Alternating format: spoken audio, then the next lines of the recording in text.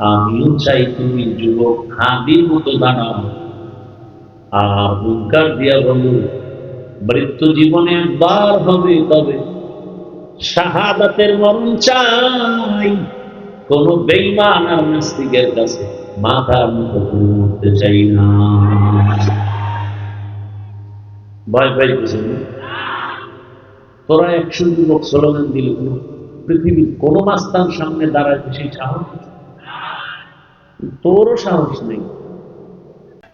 এখন নাস্তিকেরও মাথা গরম। এই হাদিরে লই আমরা ঘুরছি, রামবামের মাথা গরম। গরম হয়ে তো মাথা ঠান্ডার দিকে, এখন যে আসলে তো সে ঠিক পথেই ছিল। গোটা দুনিয়াটাকে চরম শিক্ষা দিছে আর যুবকদের সবক দিয়ে গেছে। এই যুবক,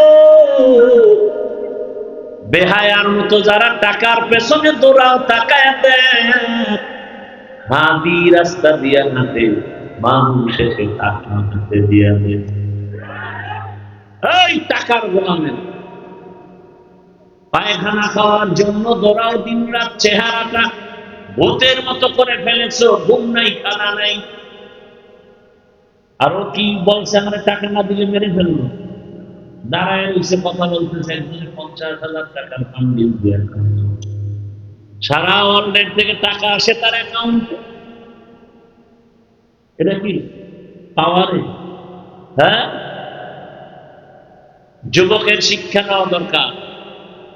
যারা সারা রাত মোবাইলে আনন্দ করে জীবনকে ধ্বংস করতেছে। টাকা তোর পেছনে ঘুরবে, তুই কেন টাকার পেছনে ঘুরবে? মানুষ কলিজা দিয়ে টাকা দিচ্ছে, কথা ঠিক না? গোটা দুনিয়া টাকায় ছিল। এরে আমার কলিজার যুবক,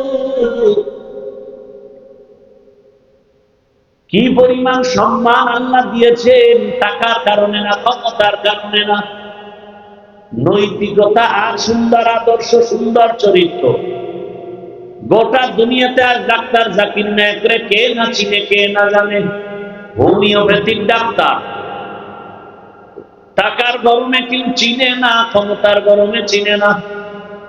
একমাত্র সুন্দর চরিত্র আর নৈতিক আদর্শের কারণে তাকে সেলিউট করে, সবাই সম্মান করে। কথা ঠিক নেই? বাংলাদেশের ইতিহাসের পৃষ্ঠায় স্মৃতির পাতায় যা রক্তে ইতিহাস গড়ে গেল। বাংলাদেশ যতদিন থাকবে এই স্মৃতি ততদিন থাকবে যে একজন যুবক নাই পাওয়ার, নাই টাকা, টাকার ক্ষমতা নেই, কোনো পাওয়ার নাই, কিন্তু কোন মাস্তান টাকা দিয়ে কিনতে পারে নাই। জীবন দিয়ে গেল আঁকা পরে, সবার মাথায় হাত। নাস্তিক না রাম বাম সব, যারে নিয়ে এতদিন টক শো, এতদিন কত স্লোগান, এতদিন কত স্বপ্ন, হট করে জানতে পারলো এই বান্দার কলিজার মধ্যে ইসলামের আগুন জ্বলে, তাওহীদের আগুন জ্বলে। এ কারণে দুনিয়ার আগুন জ্বললে তো টাকায় বিক্রি হতো, আল্লাহর দ্বীনের আগুনটা সিনে আছে। ওই বান্দা দাড়ি না রাখলেও কারোর কাছে টাকায় বিক্রি হবে না। আপনার মতো মায়ের গর্ভ থেকেই তো হাদি নামের সন্তান জন্মে আছে। আরে আম্মা যান,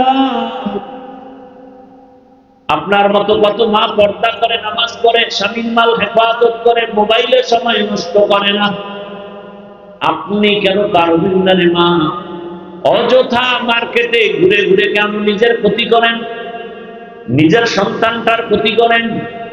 আপনি মা ঘরে থাকবেন, একটা সন্তানকে আদর্শ ডাক্তার বানাবেন, ইঞ্জিনিয়ার বানাবেন। ওই ডাক্তার সাহেব বড় হইয়া ডাক্তারি করবে, রুগী দেখবে, আযান বলে নামাজে যাবে, তেলাওয়াত করবে, মা বাবার জন্য কোরআন তেলাওয়াত করে দোয়া করবে, জীবন তরজনা ধন্য হয়ে যাবে। আরে আম্মা জান, এখনো সময় আছে, তওবা করেন। যুবকেরা তওবা করো। আল্লাহর কাছে মনে মনে বলো, হে মালিক, আমার মতো কত যুবক জেনারেল লাইনে স্কুলে পড়ে, কলেজে পড়ে, নামাজওয়ালা অভাব নাই। র্যাব, আর্মি, পুলিশ, বিডিআর এর চাকরি করে, নামাজ পড়ে, অভাব নাই। ডাক্তার, প্রফেসর, ইঞ্জিনিয়ার নামাজ পড়ে, ওসি, ডিসি, এসপি নামাজি, অভাব নাই। রাস্তায় গাড়ি চালায় যুবক, নামাজ পড়ে, অভাব নাই। তুমি কেন পারো না রে যুবক? আল্লাহর কাছে তওবা করো, মনে মনে আল্লাহকেই বলো, হে আল্লাহ, জীবনে তো দাড়ি কম কাটি নাই, নামাজ কম সারি নাই, বেপরদায় আটকা দেই নাই। আজ তওবা করতেছি, মরে গেল আর নামাজ ছাড়বো না, দাড়ি কাটবো না, আর বেপরদায় চলবো না। মা বাবার দোয়া, শিক্ষকের দোয়া, উলামায়ে কেরামের দোয়া নিয়ে অবিরত চলো। তওবা করার মতো যদি কারো অন্তর তৈরি হয়, মুনাফিকি যদি অন্তরে না থাকে, তাকে তওবার নিয়তে দুটো হাত আল্লাহকে দেখাবে।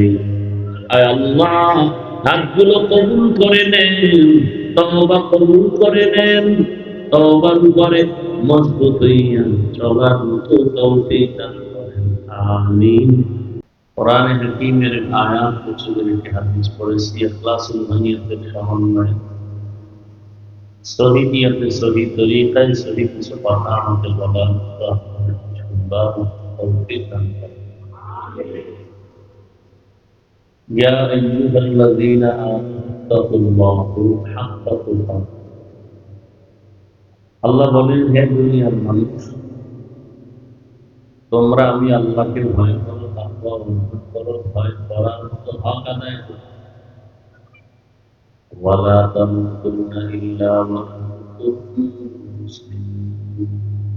মুসলমান না হইয়া কেউ মরিও না।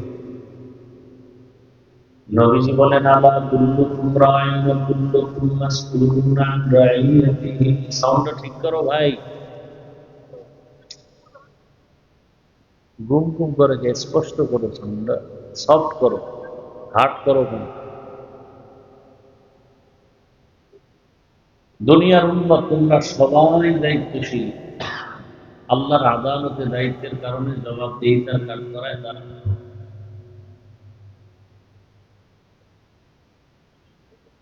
নবীজি এই কথা বলার পরে সাহাবায়ে কেরাম প্রশ্ন করলেন, কেউ, ইয়া রাসূলুল্লাহ, কার দায়িত্ব কার উপর? রহমতের নবী বললেন,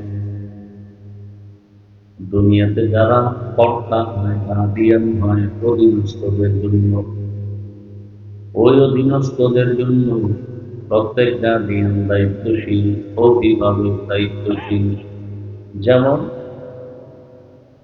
প্রত্যেক সন্তান মা বাবার অধীন, প্রত্যেক মা বাবা সন্তানের দায়িত্বশীল, প্রত্যেক ছাত্র শিক্ষকের অধীন, সব শিক্ষক ও ছাত্রদের দায়িত্বশীল। দায়িত্বের কারণে আল্লাহর আদালতে কিয়ামতের দিন বহু ছাত্র জান্নাতে যাবে, শিক্ষক জাহান্নামে যাবে দায়িত্বের অবহেলার কারণে। বহু বক্তারা জাহান্নামে যাবে, কিন্তু বক্তার বয়ান শুনিয়া কত মানুষ আমল করিয়া জান্নাতে যাবে। বক্তা শুধু বয়ান করেছি, কিন্তু আমল করি নাই। মজার বয়ান দিয়ে গেলাম, আল্লাহকে ভয় করবেন, গুনাহ ছাড়বেন, অথচ আমি সারা রাত মোবাইল চালাই, গুনাহ করি। কিয়ামতের দিন বক্তা তাকায় তাকায় দেখবে, তার সামনে দিয়া শ্রোতা জান্নাতে যায়। বলবে, ভাই তুমি জান্নাতে যাও, তুমি আমারও শুনো নেই? বলে না, আপনারও শুনিয়েই তো আমি দাঁড়িয়ে রেখেছিলাম। ব্যাংকের চাকরি ছিল, সুদের টাকায় ছেড়ে দিচ্ছে। তখন বক্তা জিহ্বা কামড়াবে, খারাপ সুস্থ হবে, জীবন বড় খারাপ। আবু হুরায়রা রাদিয়াল্লাহু তাআলা আনহু বলেন, কিয়ামতের দিন জাহান্নামে সবার আগে তিন ব্যক্তি যাবে জাহান্নামে। কয় ব্যক্তি? এমন তিন ব্যক্তি জাহান্নামে যাবে, এই তিন ব্যক্তির ব্যাপারে দুনিয়া বলবে দেখতে এরা জান্নাতি, কিন্তু হাকিকতে এই তিন ব্যক্তি জাহান্নামে যাবে সবার আগে। এই হাদিসটা আবু হুরায়রা রাদিয়াল্লাহু আনহু একজন সাহাবীকে শুনাইতে গিয়ে তিনবার বেহুশ হয়ে গেলেন। এক নম্বরে যে ব্যক্তিকে আল্লাহ ডাকবেন, জাহান্নামে দিবেন, ওই ব্যক্তি হবে যুদ্ধের ময়দানে গলা কাটা শহীদ। জামা কাপড়ে রক্ত লাগানো, আল্লাহ বলবেন তোমার জামা কাপড়ে কেন রক্ত? যুদ্ধ করেছি। কেন করেছি? ও আল্লাহ, দ্বীন ইসলামের ঝান্ডা উঁচু করার জন্য। আল্লাহ বলবেন মানুষ তো তাই জানে, জানে দুনিয়ার সব তোমার এই খবরই জানে, কিন্তু ভেতরের হাল আমি আল্লাহ জানি। তুমি আসলে দ্বীন ইসলামের জন্য যুদ্ধ করো না, তুমি দুনিয়াতে বড় বীর যোদ্ধা সাজার জন্য করেছো। তোমাকে সবাই যোদ্ধা বলবে, তোমাকে সবাই বীর মুজাহিদ বলবে। এই উপাধি পাওয়ার জন্য তুমি যুদ্ধ করেছো, সেটা তুমি দুনিয়ায় পেয়েছো। আম জানার সাধারণত কিছু নাই। আল্লাহ বলবেন জাহান্নামের ফেরেশতা, এরে ধন শিকল লাগায়া জাহান্নামে নিয়া যাও। দ্বিতীয়বারে ডাকবে আমার মতো মাওলানা, এ ইলমওয়ালা মাওলানা আসো। তোমার ক্লাসে 20 জন, 30, 40, 50, 100 জন ছাত্র মাওলানা হয়েছিল। আবার তোমার ক্লাসে কত ছাত্র মাওলানা হতে পারে নাই। তোমারে যে আমি আলেম বানিয়েছি, বলো তোমার ইলম দিয়েছি, সে ইলম দিয়ে তুমি কি করেছো? আমার মতো মাওলানা বলবে হে মালিক, তোমার দেওয়া ইলম আমল দিয়া দুনিয়ার মানুষের দিনের পথে আহ্বান করেছি, দাওয়াত দিয়েছি, তোমার দিকে ডাকছি। আল্লাহ বলবেন মানুষ তো তাই জানে, আমি তোর ভেতরের জানি। তোরে হাদিয়া কমায় দিলে দাওয়াত দেওয়া নাই। পোস্টারে নাম বড় কেন হলো না? খারাপ। নামের শুরুতে আল্লামা নাই কেন? মেজাজ গরম। কেউ জানে না, আমি আল্লাহ তো জানি তোর অন্তরের হাল। তুই তো দুনিয়াতে বয়ান করেছো, মানুষ তোরে সম্মানের চেহারা গায়ে দিবে, হাদিয়া দিবে, সম্মান করবে, স্লোগান দিবে। তোরে যদি হুন্ডা দিয়া মিছিল না করে স্টেজে নেয়, তোর মাথা গরম হয়ে যায়। কেউ জানে না, আমি জানি। তুই দুনিয়া কামাইয়ের জন্য আমার এলেম ব্যবহার করেছো, লেবেল লাগাইছো ইসলাম, ভেতরে তোর উদ্দেশ্য দুনিয়া। আমি আল্লাহ জানি সব। আমার আদালতে তোর মতো দুনিয়াটা নাই, দেওয়ার মতো কিছু নাই। আল্লাহ বলবেন জাহান্নামের ফেরেশতা, এর হাতে শিকল লাগাও, আর এই মাওলানাকে জাহান্নামের মধ্যে নিয়ে যাও।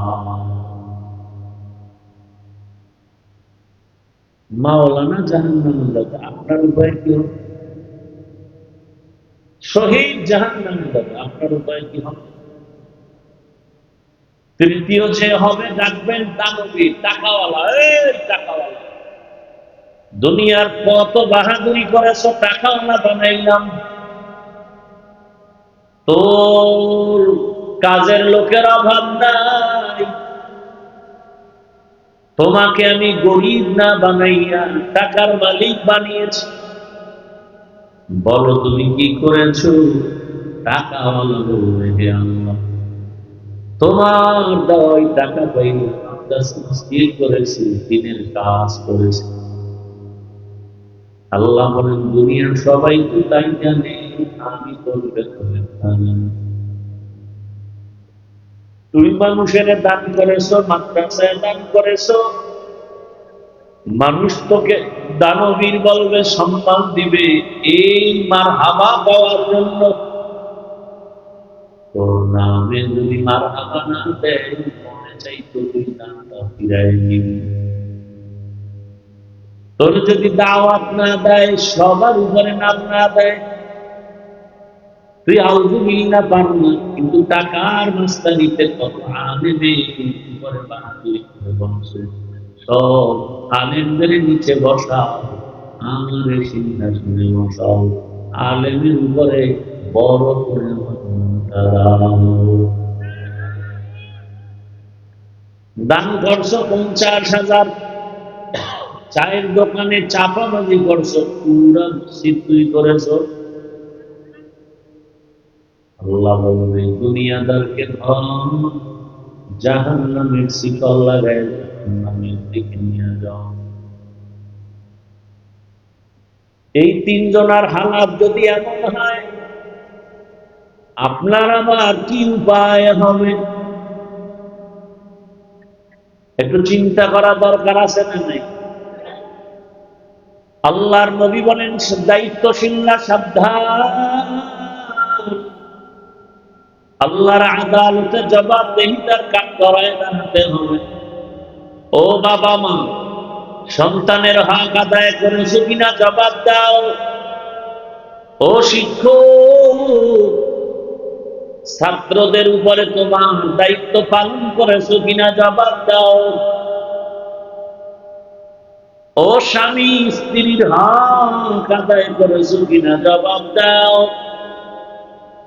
ও ইমাম, খতীব, মুসল্লিদের হক আদায় করেছো কিনা জবাব দাও। এভাবে আল্লাহ এক একজন ডাকবে।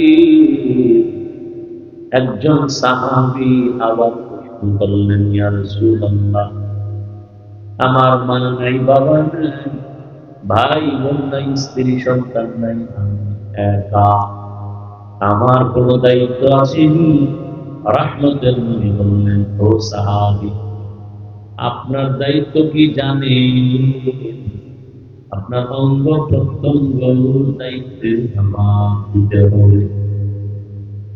হাসরের ময়দানে আল্লাহ জিজ্ঞাসা করবেন, তোমাকে দুটো হাত দিয়েছি, হক আদায় করেছো কিনা জবাব দাও।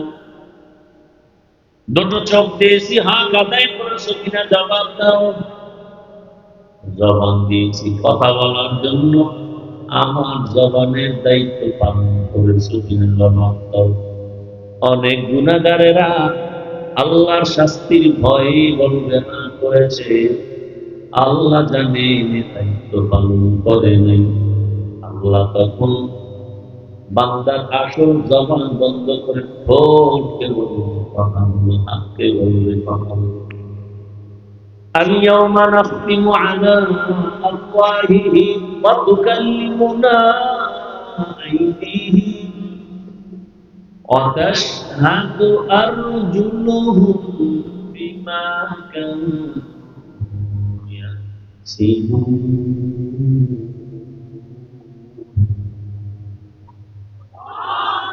دستگو ید من چونی دود دیدہ دستگو ید من چونی دود دیدہ دستگو ید من چونی بوسیدہ چشم ید چیدہ غمزہ گوش ید চিদাম কালাম। আল্লাহ যখন বলবেন হাত কথা বল, কথা বলতে পারবে হাত? দুনিয়াতে কোনো হাত কথা বলে না, আল্লাহর আদালতে হাত কথা বলবেন। কারণ আমার আল্লাহর কুদরত এত পাওয়ার, দুনিয়ার সব মানুষ যেটা বলবে হবে না, আল্লাহ যদি বলে হবে সেটা সাথে সাথে হবে। দুনিয়ার মানুষ আমরা জানি গাছ কথা বলে না, কিন্তু এই গাছও কথা বলতে পারে কিনা? কার কুদরত? কাদের কুদরত দারি বরকার রব্বি আনতা হাসবি তুল জালাল তুহি কাদের জলিলুল্লাহ জাহানতা হালে তুহি মেরা নিগাহদার। হাত বলবে হে মালিক, কেমনে কথা বলবে? এটা আল্লাহ বেহতর। আমরা এত বেশি বন্দিতি করলে আমাদের ইমানের নোকসান ক্ষতি হবে। সব বিষয় চালাকি করানো যায়? চালাকি করে কি করে? কয় যারে দেখি না তারে মানে বুদ্ধি কাকে বলে? বুদ্ধিজীবী বলে যাকে দেখি না তারে মানি না। এরকম পণ্ডিত আছে না নেই?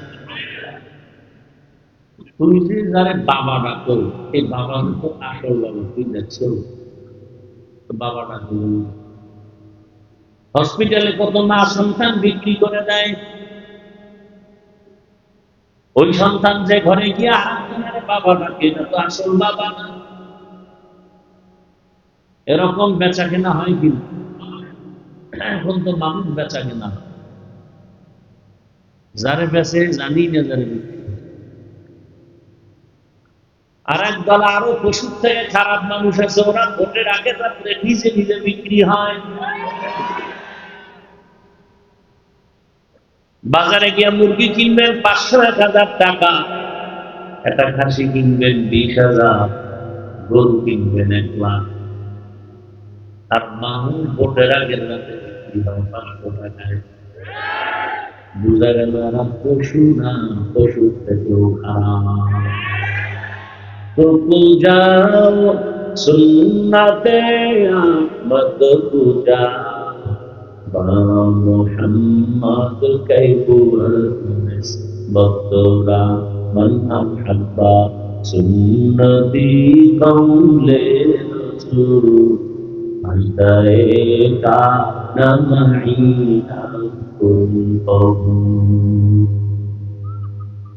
শামসুল হক ফরিদপুরি রহমতুল্লাহ আলাইহি আইয়ুব খানের মতো পাওয়ার আমাকে বলছিল, হে আইয়ুব খান, টাকা দিয়ে গরু কিনা যায়, শামসুল হকরে কিনা যায় না। তখন তো এত দুঃসাহস ছিল না। এখন তো মানুষের ভেতরে দুঃসাহস এত বেশি, বেয়াদবি এত বেশি, গাদ্দারি এত বেশি। কুকুর মারলে কষ্ট পায়, মানুষ মারতে কষ্ট পায় না।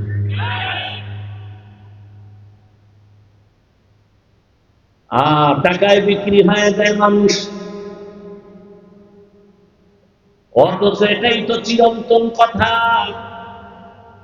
টাকায় বিক্রি হয় পশু, কোনদিন মানুষ টাকায় বিক্রি হতে পারে না। এরপরও যারা বিক্রি হবাই, ওই 500 টাকার পায়খানা খেতে হবেই যারা মান্যত করেছে। তোমরা ভোটের আগের রাত্রে 500 টাকা না খাইয়া বাথরুমে গিয়া 10 জন পায়খানা খাইও। দোকান থেকে হালাল সাবান কিনে গোসল করি, কুলি করিও গন্ধ চলে যাবে। আর ওই 500 টাকার গন্ধ জাহান্নামের আগুন ছাড়া যাবে না। আর একটা পরামর্শ, ওই হারাম করতে না, যারা মান্যত করছে ওই পায়খানা খাইয়েই মরবা। তোমার কাছে আর একটা অনুরোধ, যেহেতু খাবাই কোন মৌলবীর কথা তুমি শুনবা, তবে তুমি খাইয়ে বিক্রি হতে গেলে অন্তত তুমি মানুষ হিসাবে বিক্রি হও, পশুর দামে বিক্রি হইল। যে ভাই আমি তো সুরাতে মানুষ ভিতরটা খারাপ হলো, অতএব গরু কিনতে যাই 1 লাখ, আমার অন্তত বাড়ায় দিলে আমার মান থাকে না, বাড়ায় না। গরুর দামে নিও না, ছাগলের দামে নিও না, পশুর দামে নিও না, একটু বানায় দিলেই আমি তৃপ্তি পাবো যে না ওই মানুষ হইয়াই বিক্রি হয়েছে। ওই হারাম ঘরেরা যারা খাবে। এবার তোর কপালে ধিক্কার রে, নিমক হারাম। এই 500 টাকা 1000 টাকা খাইয়া তুই মরবি, কিন্তু তোর কাছে আমার আর এক অনুরোধ, তোর বউ তোলারে খাওয়াইয়া ওর রোদের রক্ত নাপাক করিস না। ওদের কোনো দোষ নাই, ওরা নিরপরাধ। আল্লাহ হেদায়েত দান করুন। আল্লাহ বড় কঠিন, যেদিন ধরবেন তো ধরবেন, আর রেহাই পাওয়া যাবে। হাত কথা বলবে, চোখ কথা বলবে, হে মালিক। হাত দিয়া মা বাবার খেদমত করবে, করে নাই, বরং উল্টা দিয়ে হাত চালিয়েছে, আলেমের বিরুদ্ধে, ইসলামের বিরুদ্ধে কলম ধরেছে। চোখ বলবে, হে মালিক, চোখ দিছ তুমি, মা দেখবে, বাবা দেখবে সওয়াব, আলেম দেখবে সওয়াব, কোরআন দেখবে সওয়াব, বাইতুল্লাহ দেখবে সওয়াব। এই মুহতারাম এই দুই চক্ষু দিয়া দরওয়াজা জানালা সারা রাত মোবাইলের গুনাহ দেখতেছে, শুধু গুনাহ, কেউ জানে না, কে জানে। এই আল্লাহরে ফাঁকি দেওয়া যাবে? ও নবীর উম্মতেরা, ওই আজি দিশাহারা, কোরআন হাদিসের চলো যখন যাহা চাই মনে, নবী বিনে কে দাঁড়াবে ফুলসিরাত জানে, নবী বিনে কে দাঁড়াবে ফুলসিরাত জানে। উম্মতের কান্ডারি নবী,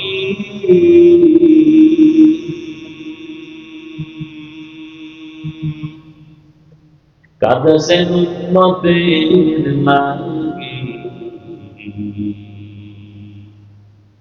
এখন কাঁদেন নবীজি শুয়ে মদিনার পানে, নবী বিনে কে দাঁড়াবে ফুলসিরাত জানে, নবী বিনে কে দাঁড়াবে ফুলসিরাত জানে। কি রাগ করতেছেন নি আপনি? আচ্ছা, আপনি যদি ভোটের টাকা খান, আমি ফিরে দিতে পারবো? আপনার কাছে আসার আমার সময় আছে, আর আপনারা এত তো আমার অ্যালার্জি নেই, আমি ফিরেই দিই। আমার রসুলের থেকে তো আর মায়া কারো বেশি না উম্মতের জন্য। সেই রহমতের রসূল এত পেরেশান, চাচা আবু তালিবকে কালেমা মানা করাবে, বাড়াতে পারেন নাই।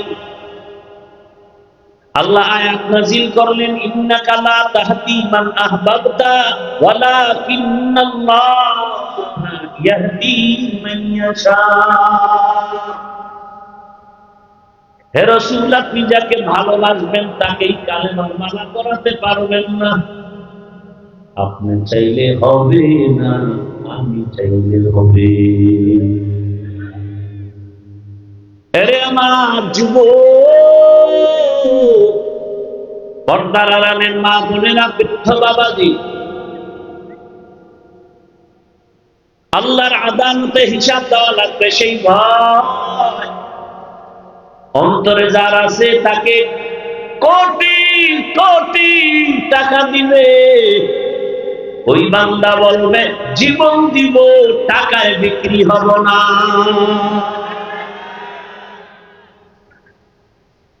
এইবার যে গুলি আসবে, গুলি আসলে কোনো চিন্তা নাই, হয়তো হুকুমত নয়তো শাহাদাত। বাংলাদেশের ইতিহাসের পৃষ্ঠায় স্মৃতির পাতায় যা রক্তে ইতিহাস গড়ে গেল। বাংলাদেশ যতদিন থাকবে এই স্মৃতি ততদিন থাকবে, যে একজন যুবক নাই পাওয়ার, নাই টাকা, টাকার ক্ষমতা নেই, কোন পাওয়ার নাই, কিন্তু কোন মাস্তান টাকা দিয়ে কিনতে পারে নাই। জীবন দিয়ে গেল আঁকা পরে, সবার মাথায় হাত, নাস্তিক না রাম বাম সব, যারে নিয়ে এতদিন টকশো, এতদিন কত স্লোগান, এতদিন কত স্বপ্ন, হট করে জানতে পারলো এই বান্দার কলিজার মধ্যে ইসলামের আগুন জ্বলে, তাওহীদের আগুন জ্বলে। এ কারণে দুনিয়ার আগুন জ্বললে তো টাকায় বিক্রি হতো, আল্লাহর দ্বীনের আগুনটা সিনায় আছে, ওই বান্দা দাড়ি না রাখলেও কারোর কাছে টাকায় বিক্রি হবে না। এখন নাস্তিকেরও মাথা গরম, এই হাতিরে লই আমরা ঘুরছি, রামবামের মাথা গরম, গরম হয়ে তো মাথা ঠান্ডার দিকে, এখন যে আসলেই তো সে ঠিক পথেই ছিল। গোটা দুনিয়াটাকে চরম শিক্ষা দিছে আর যুবকদের সবক দিয়ে গেছে। এই যুবক, বেহায়ার মতো যারা টাকার পেছনে দৌড়াও, তাকায় দেন, হাদি রাস্তা দিয়া হাঁটে, মানুষ এসে টাকা হাতে দিয়া দেয়। এই টাকার গোলামের, পায়খানা খাওয়ার জন্য দৌড়াও দিন রাত, চেহারাটা ভূতের মতো করে ফেলেছো, ঘুম নাই খানা নাই। আরো কি বলছে, আমরা টাকা না দিলে মেরে ফেলবো। দাঁড়ায় রয়েছে কথা বলতেছে, একজনে 50,000 টাকার পান্ডিল দিয়ে, সারা ওয়ার্ল্ডের থেকে টাকা আসে তার অ্যাকাউন্টে। এটা কি পাওয়ারে? হ্যাঁ, যুবকের শিক্ষা নেওয়া দরকার। যারা সারা রাত মোবাইলে আঘাত করে জীবনকে ধ্বংস করতেছে, টাকা তোর পেছনে ঘুরবে, তুই কেন টাকার পেছনে ঘুরবে? মানুষ কলিজা দিয়ে টাকা দিচ্ছে, কথা ঠিক না? গোটা দুনিয়া টাকায় ছিল। এরে আমার কলিজার যুবক, কি পরিমাণ সম্মান আল্লাহ দিয়েছেন, টাকার কারণে না, ক্ষমতার কারণে না। নৈতিকতা আর সুন্দর আদর্শ, সুন্দর চরিত্র, গোটা দুনিয়াতে আর ডাক্তার জাকির নায়েকরে কে না চিনে, কে না জানে। হোমিওপ্যাথিক ডাক্তার, টাকার গরমে কেউ চিনে না, ক্ষমতার গরমে চিনে না। একমাত্র সুন্দর চরিত্র আর নৈতিক আদর্শের কারণে তাকে স্যালিউট করে, সবাই সম্মান করে। কথা ঠিক নেই? আমিও চাই তুমি যুবক হাদির মতো দাঁড়াও, আর হুঙ্কার দিয়া বলো, মৃত্যু জীবনে একবার হবে, তবে শাহাদাতের মরণ চাই। কোন বেঈমান আর নাস্তিকের কাছে মাথার মতো মরতে চাই না। ভয় পাইতেছে না? তোরা 100 যুবক স্লোগান দিলে কোন পৃথিবীর কোন মাস্তান সামনে দাঁড়াইতে সেই সাহস, তোরও সাহস নেই। তুই তো পচা পায়খানা, সারা রাত করতেছ মোবাইলে জেনা, সারাটা রাত জেনা করো, চোখের জেনা, হাতের জেনা, জবানের জেনা, অন্তরের জেনা, সেই ইমানের পাওয়ার আমি। তোর উপরে মা কিন্তু অভিশাপ লাগায় রাখছে, হঠাৎ করে দেখবি চাকার তলে মাথা ঢুকে গেছে, কারণ তোর মা তোরে ভয় পায়। তুই এত বড় দেয়া বলে, মা কলিজার টুকরা, সে তোকে ভয় পায়। এই যে কথাগুলো বলতেছি তোরে, ওর মা বললে তো তুই জায়গায় আগুন লাগাই দিতে, তোর বাবায় যদি বলতে এই কথাগুলো, তখন আগুন লাগাই দিবি, তোমার মতো বাপ লাগবে না। মা এত ভয় পায় তোমাকে, এত বড় চরিত্রহীন ব্যর্থ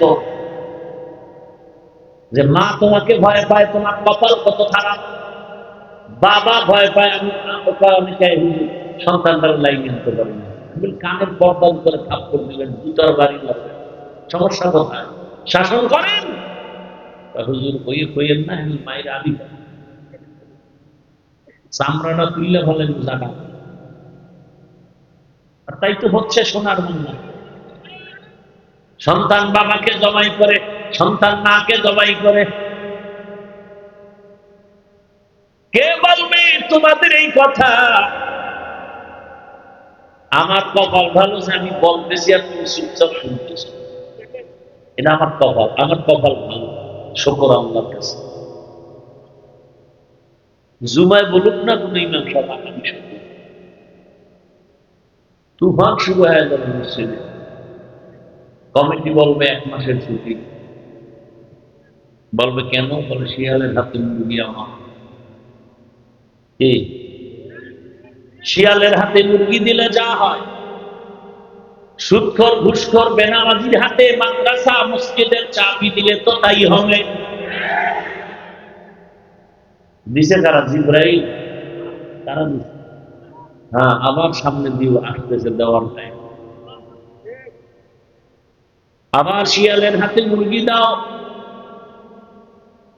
আমার কলিজার যুবকদের বলছি, যুবক পেছনের ইতিহাস পাল্টায় ফেলো। নতুন করে তুমি দাঁড়াও, নতুন ভাবে একজন যুবক সততার ভিত মজবুত করে দাঁড়াও। ডাক্তার হলেও তোমাকে গোটা দুনিয়ার মানুষ ডাকবে আর বলবে কি চাও, দেওয়ার জন্য রেডি। ইঞ্জিনিয়ার হলেও সম্মান, প্রফেসর হও সম্মান, তুমি ওসি ডিসিএসপি হও সম্মান। সম্মান পেতে হলে 3টা জিনিস রেডি করো: সুন্দর চরিত্র, আর তোমার সুস্থতা, আর তোমার 3 জায়গার দোয়া। সুস্থ, চরিত্র ভালো, এরপরও বেশি আগাইতে পারবা না 3 জায়গার দোয়া না থাকে। কয় জায়গার দোয়া? 1 নম্বরে মা বাবার দোয়া, 2য় শিক্ষকের দোয়া, 3য় উলামায়ে কেরামের দোয়া। এই 3 জায়গার দোয়া থাকবে না, উল্টা যদি বেদবি করো, মরার আগে বিছানায় বন্ধু হয়ে যাবে। লিখে নাও, মৃত্যুকালে পানি দেওয়ার লোক থাকবে না তোর পাশে। আল্লাহ হেদায়েত দান করুন। ওই মা বাবার দোয়া নিয়ে আগাই করে যুবক, শিক্ষকের দোয়া নিয়ে সামনে আগাও, উলামায়ে কেরামের দোয়া নিয়ে আগাও। আমার ঘরে বয়ান করবে কেউ? উলামায়ে কেরামের দোয়া নিয়ে আগাও। পেছনে আচ্ছা, আমার মনে শখ আছে, পার্কে গেলে কি মজা, যাইতে পারি না, একটা শখ। তোমরা যারা গেছো তোমাকে তো তওবা করা উচিত। হ্যাঁ গেছি তো, এবার তওবা করি। তোমার মনে শখ, তুমি সারা রাত মোবাইল চালায় মজা নিছো তো, এবার তওবা করো। আমরা তো নেই নাই। তুমি দাড়ি কেটে মজা নিয়েছো, এখনো কি তোমার আশা পূরণ হয় না? এবার ফিরো। আর কত? ঘুমের মধ্যে লাশ হতে তো আর সময় লাগবে না। অনুরোধ করে বলছি রে বাবা, এখনো যদি কেউ বলো হাফিজ ভাই আশা পূরণ এখনো হয় নাই, তাহলে আমাকে বল, আর কতদিন পার্কে পার্কে দৌড়ালে তোর আশা পূরণ হবে বল? আর কত রাত মোবাইল চালাইলে আশা পূরণ হবে? আর কতবার দাড়ি কাটলে নামাজ ছাড়লে আশা পূরণ হবে? আর কতবার পার্কে পার্কে ঘুরলে আশা পূরণ হবে বলো? এবং এ কথাও বলো, তোমার হায়াতের বাকি আর কতদিন? মরণ থেকে যতই পালাও, মরণ তোমায় নিবে ঘিরি।